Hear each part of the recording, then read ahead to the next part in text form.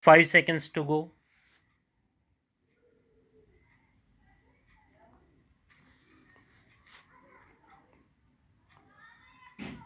Start. It was a lovely river. It was wide and full of water in both summer and winter. In summer, the water was usually blue, and its never ending movement towards the sea was so peaceful that it could not be seen except by the most careful observation.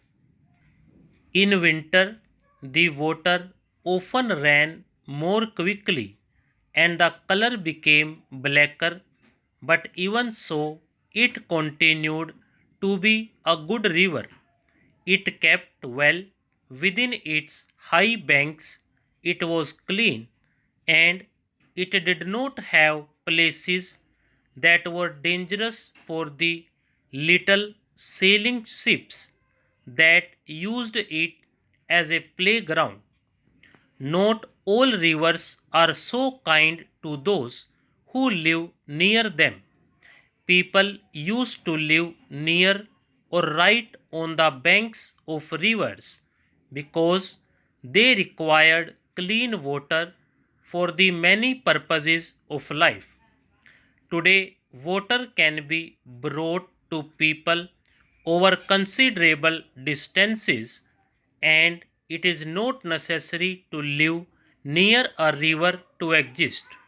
In these days, people like to live near rivers because they like to look at them or to sail on them. There are very few of us who do not find happiness in sitting and watching a large body of water. Houses that have good views of a river or of the sea or of any other mass of water can usually be sold at a high price. There is always a demand for houses in such pleasing situations. High Point was such a house. It was one of a small number of large houses built on a piece of land some 200 or 300 feet above the river and the little town through which it passed. A young woman sat at a wide window of High Point reading a book. The evening light played on her golden coloring and she was beautiful. She put down the book and looked out over the well kept grounds of the house and down to the river. How lovely and peaceful it is here, she thought. There is still enough light for me to have an hour on the river in flying sails before the day quite dies. We have so few of these lovely days, but that we may as well make the best of them when we have the opportunity. Perhaps she did not use just those words, but her thoughts were along those lines as she got up and moved away from the window and towards the open door. Penny, she cried, Penny. Yes, came a distant answer.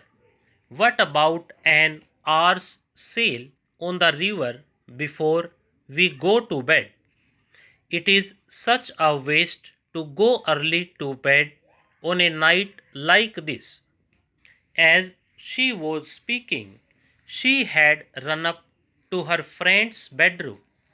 Usually, Penny would have come running out of her room very quickly at the thought of going on the river, for she dearly loved sailing, particularly in the evening or early morning when the lights on the water gave her wonderful ideas for her watercolor paintings. Young as she was quite an expert in this art.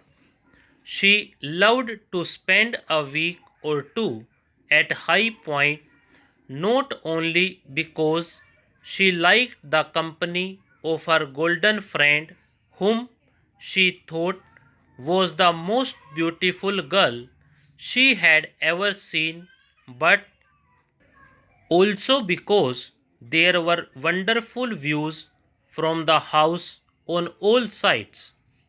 To the south, there were the grounds falling away to the river.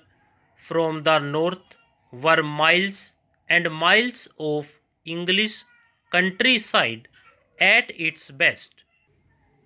To east and west were large houses in beautiful grounds, which, with little changes here and there, made good subjects for her pictures.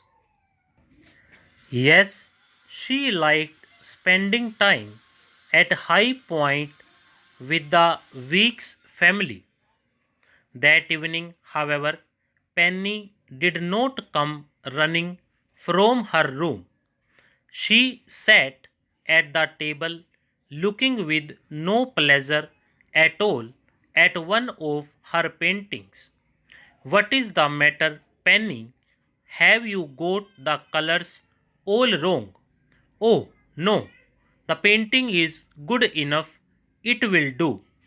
This remark greatly surprised her friend because with Penny paintings did not just do, they had to be good, very good. No, she said again, the painting will do, but I am not coming out. She looked so different from her usual happy self that her friend went across the room to her. What is it? She asked. Penny put her head down and cried. It is your brother, she said. He is so wonderful, so much like you, and he did not even speak to me or look at me before he went away this morning. And she cried again. Stop.